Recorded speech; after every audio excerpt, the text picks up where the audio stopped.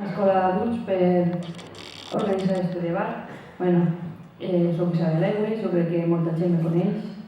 Els que no me conegueu, soc també regidora en l'Ajuntament de Llívia, soc mare, soc treballadora, soc secretària d'Ajuntament.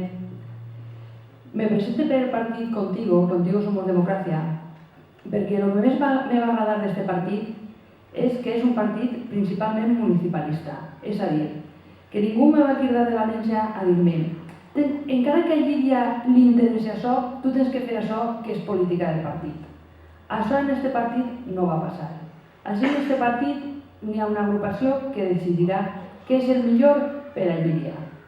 I així no vindrà ningú i me dirà i me farà una imposició de, encara que jo no estigui d'acord en alguna imposició de la Conselleria, del Ministeri, de la Diputació, no vindran a dir-me, o si venen, mire, els estatuts ho marquen, determinen que som municipalistes i farem el millor per al poble.